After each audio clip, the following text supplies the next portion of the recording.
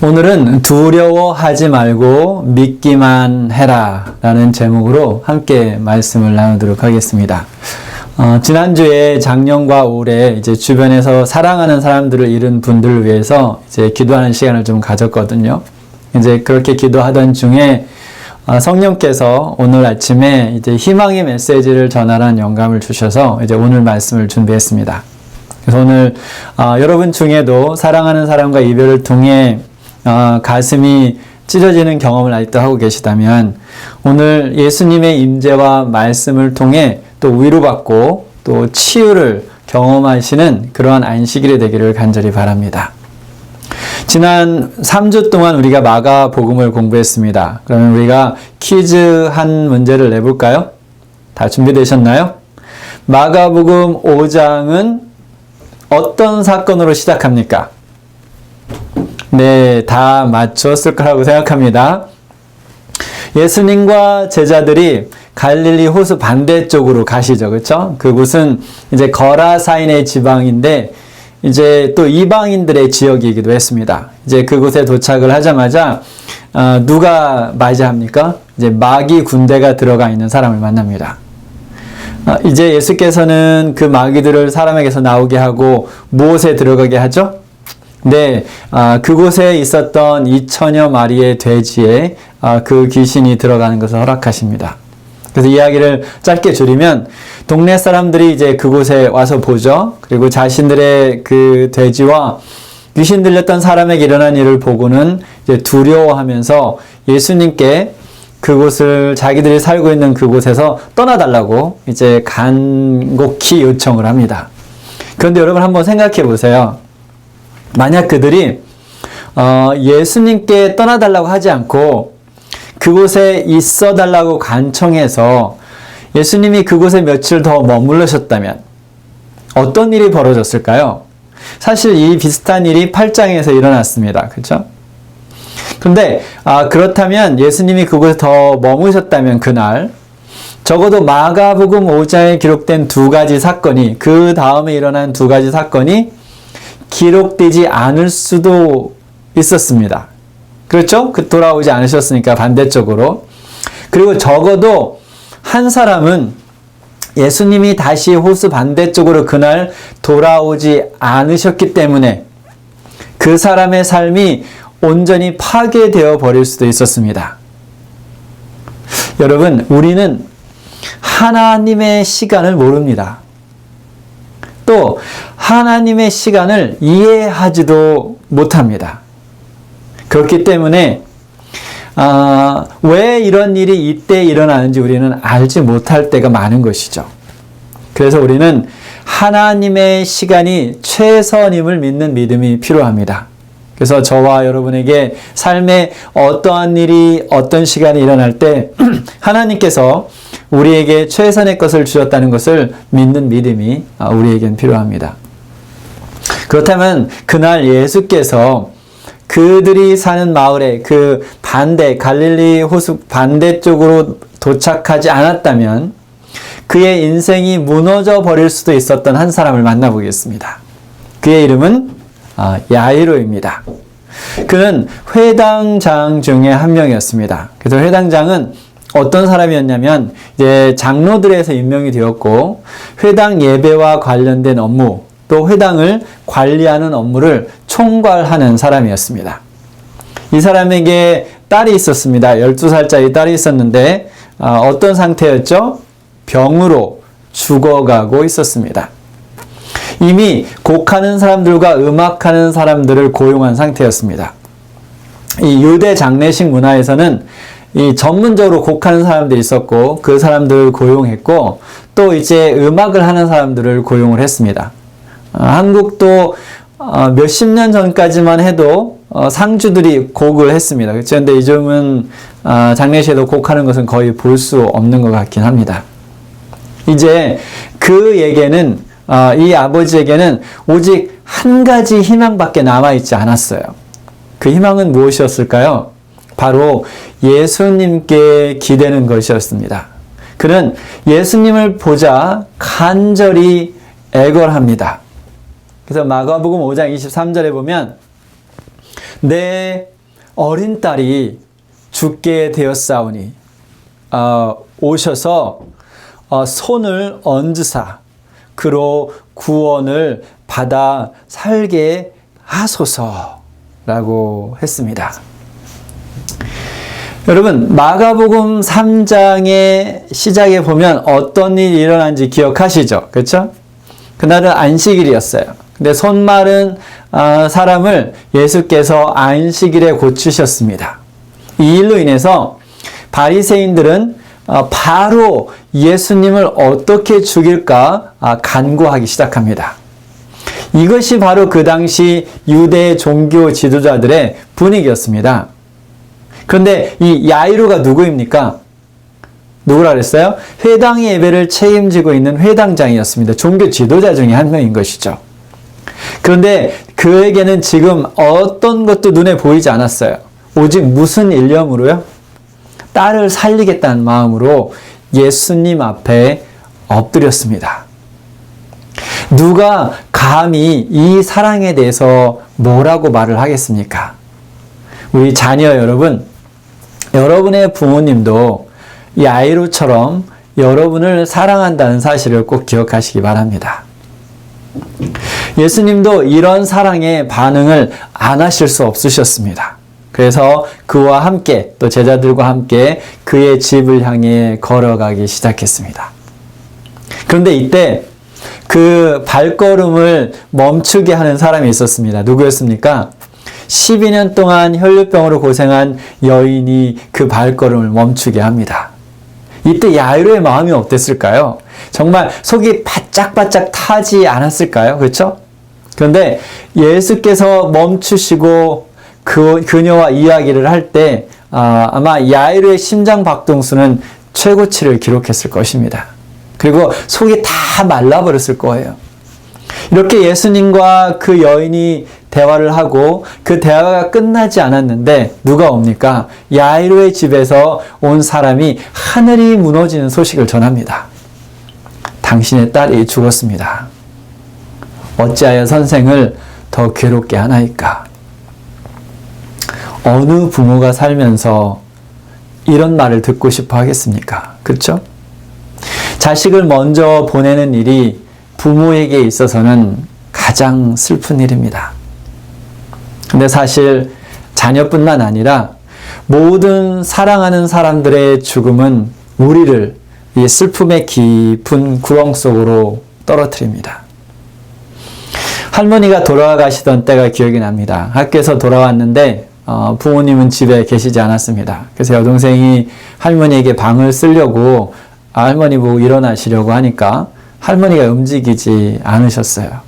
그래서 저에게 와서 할머니가 이상하다고, 그래서 제가 2살 더 많은데 저도 가서 보니까 할머니가 이상해서 이제 동네 아버님 친구 분에게 말씀을 드렸더니 와서 보시고 이제 돌아가셨다고 했습니다.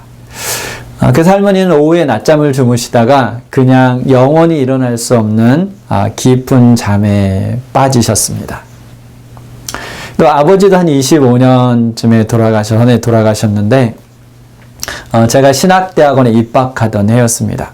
그래서 오랫동안 병이 무엇인지도 모르고 고생하시다가 이제 돌아가시기 1~2년 전에 이제 췌장염이라는 것을 알았는데 이제 결국은 돌아가시는 당뇨 합병증으로 돌아가셨습니다. 그래서 가족이 함께 모두 모여 앉아서 이제 마지막 숨을 거두는 것을 같이 지켜보게 됐죠. 죽음은 쏘는 것이 있습니다. 그렇죠? 그리고 예외 없이 모든 사람을 찌릅니다. 죽음에 예외가 없다는 것을 깨닫는 것은 우리 사람이 살면서 배워야 할 가장 중요한 교훈 중 하나입니다. 물론 지식적으로 아는 것을 말하는 것이 아닙니다. 죽음에 대한 이해를 하고 받아들이는 것이죠. 그래서 전도서는 다음과 같이 우리에게 조언합니다. 전도서 7장 2절에 보면 초상집에 가는 것이 잔치집에 가는 것보다 나으니 모든 사람의 끝이 이와 같이 됨이라. 산 자는 이것을 그의 마음에 둘지어다. 이런 사실을 알고 깨닫는다고 해서 사랑하는 사람이 우리 곁을 떠나는 것이 슬프지 않은 것은 아닙니다. 아버님이 돌아가신 지 20년이 훨씬 넘었지만 그 순간을 생각할 때마다 이 가슴이, 이 가운데가 이렇게 찌릿하고 아픈 게 느껴져요. 여러분도 다 그렇잖아요. 그렇죠? 그러나 어느 누구의 죽음으로 인해 살아있는 사람의 삶이 추락해서는 안 된다는 교훈을 전도서는 우리에게 가르쳐 주고 있는 것입니다. 살아있는 사람은 살아야 합니다. 그리고 잘 살아야 합니다. 제가 결혼 후에 친구 집을 빌려서 몇 달 산 적이 있습니다. 이제 2층 집이었는데 저희가 2층에 살았고 그때 진이가 태어난 지 몇 달 안 됐을 때였어요. 그런데 저희가 이사 오기 전에 이제 몇 달 전에 아래층에 살고 있는 사람의 그 아드님이 교통사고로 사망을 했어요. 이제 그때부터 아버지는 이제 술 속에 빠져 살고 자주 술에 취해서 매일 술에 취해서 아들의 이름을 크게 부르며 울었습니다. 이제 그 집 대문이 이제 이렇게 들어오는 대문이 이제 쇠문이었는데 하루는 그것을 꽉 이렇게 다 때렸다 하면서 이제 술에 취해서 아들의 이름을 부르기 시작했어요. 그래서 진이가 그때 아직 너무 어려서 이제 거의 경기를 할 지경에 이르러서 최선의 방법은 제가 진이를 데리고 집 밖으로 나가려는 건데 이제 심하게 술 취한 사람을 지나가야만 해서 그런 사람과 육체적인 접촉을 하는 것이 별로 지혜로운 일은 아니잖아요. 그래서 다른 방법이 없어서 어쩔 수 없이 이제 경찰을 불렀어요. 그런데 다행히도 그분이 이제 그날 사건에 충격을 받고 정신을 차렸어요. 그래서 술도 안 마시고 다시 정상적인 삶을 살기 시작했습니다. 그래서 참 볼 때마다 마음이 아팠는데 정말 다행이라고 생각했습니다. 그런데 누가 이 아버지를 비난하겠습니까? 그렇죠? 그 죽은 아들이 다만 그 죽은 아들이 바랄 수 없지만 그 죽은 아들이 바랄 수 있다면 남은 가족이 자기 없이도 행복하게 사는 것이지 않을까요? 그렇죠? 자신의 몫까지 더해서 더 열심히 삶을 더 숭고하게 보고 더 행복하게 살길 바랄 것입니다. 그리고 이것이 먼저 생을 달리한 사랑하는 사람에 대한 가장 큰 도리라고 믿습니다. 여러분은 어떻게 생각하십니까? 지혜자는 이렇게 말했습니다. 범사에 기한이 있고 천하만사에 다 때가 있나니 울 때가 있고 슬퍼할 때가 있고 안을 때가 있고 꿰맬 때가 있다. 슬퍼하고 울고 안타까워한 후에 받아들이고 다시 인생을 살아야 한다는 것입니다. 계속 그 한 곳에 머물러서 추락해서는 안 된다는 것이죠. 왜 사랑하는 사람이 먼저 생을 달리해야만 했는지 질문하기 시작하면 더 깊은 수렁에 빠질 수밖에 없습니다.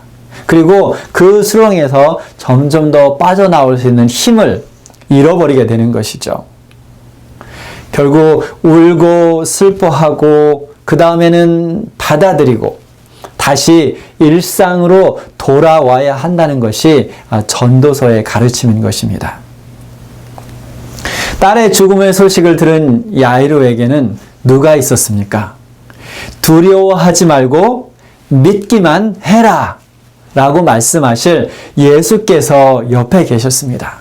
생명의 주 되신 분이 함께 그곳에 계셨습니다. 예수께서는 베드로, 야고보 그리고 요한과 함께 야이로의 집으로 들어가십니다. 그리고 그곳에 모여있는 사람들에게 말씀하셨습니다. 어찌하여 떠들며 우느냐? 이 아이가 죽은 것이 아니라 잔다. 예수께서는 비웃는 그들을 내보내고 부모와 3명의 제자들과 함께 딸이 누워있는 곳으로 가셨습니다. 예수님은 그 아이의 손을 잡고 달리다고 소녀여 일어나라 라고 말씀하셨습니다. 그러자 소녀가 곧 일어나서 걸었습니다.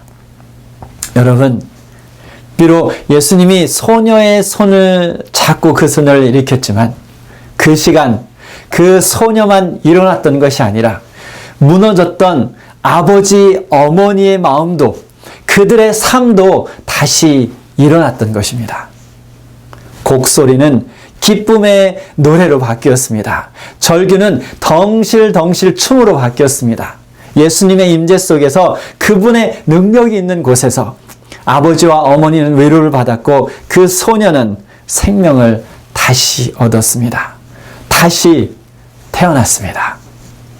여러분, 만약 여러분의 사랑하는 사람들이 부활의 소망을 안고 잠들었다면 예수께서 야이로에게 한 말을 들으시기 바랍니다. 두려워하지 말고 믿기만 해라. 두려워하지 말고 믿기만 해라. 두려워하지 말고 믿기만 해라. 어찌하여 떠들며 웃느냐? 내 사랑하는 사람이 죽은 것이 아니라 잔다. 여러분의 어머니, 아버지, 할아버지, 할머니, 형제, 자매, 자녀, 배우자, 친구, 먼저 잠든 모든 사랑하는 사람들, 그들은 깊은 잠에 빠진 것입니다. 그 잠은 어느 누구도 방해할 수 없는 깊은 잠입니다. 오직 예수 그리스도의 음성만이 깨울 수 있는 잠입니다. 그들이 일어나라는 예수님의 음성을 들을 때 그들은 썩지 않을 몸으로 부활할 것입니다. 다시 어떤 질병도 통증도 없는 몸을 입을 것입니다. 그리고 다시는 죽음이 찌를 수 없는 몸을 입을 것입니다. 부활의 날 그들은 이렇게 외칠 것입니다. 사망아, 너의 승리가 어디 있느냐? 사망아, 내가 쏘는 것이 어디 있느냐? 우리 다 같이 고린도전서 15장 51절부터 54절에 있는 말씀을 보겠습니다. 보라, 내가 너희에게 비밀을 말하노니 우리가 다 잠잘 것이 아니요 마지막 나팔의 순식간에 홀연히 다 변화되리니 나팔소리가 나매 죽은 자들이 썩지 아니할 것이로 다시 살아나고 우리도 변화되리라. 이 썩을 것이 반드시 썩지 아니할 것을 입겠고 이 죽을 것이 죽지 아니함을 입으리로다. 이 썩을 것이 썩지 아니함을 입고 이 죽을 것이 죽지 아니함을 입을 때에는 사망을 삼키고 이길이라고 기록된 말씀이 이루어지리라.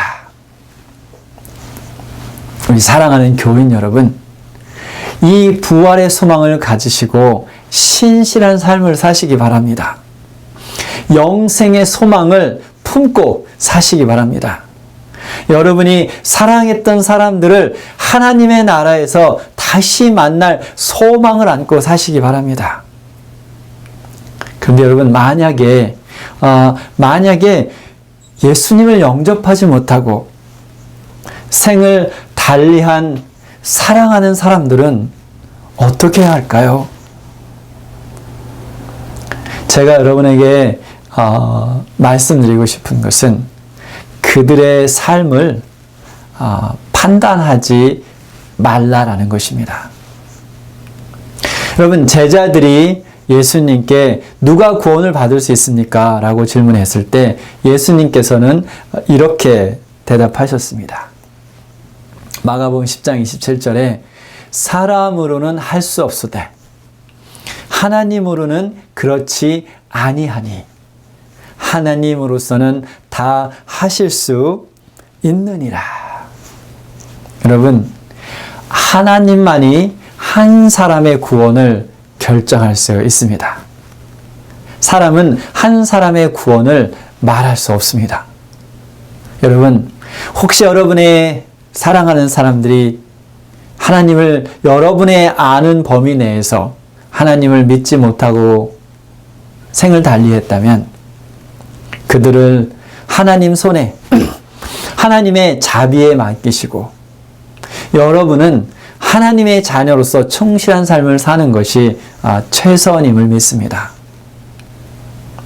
그런데 만약 여러분의 삶이 예수님을 따르는 길에서 멀리 떨어져 있다면 사랑하는 사람들의 죽음은 핵폭탄 같은 간절한 간구입니다. 바로 회개하고 주님께 돌아오라는 것입니다.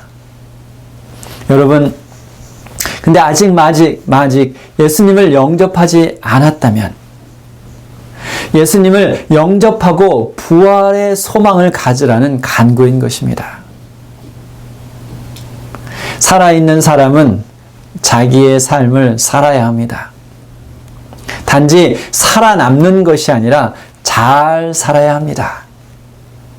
먼저 생을 달리한 사랑하는 가족과 친구들을 생각한다면 더 잘 살아야 하는 것입니다.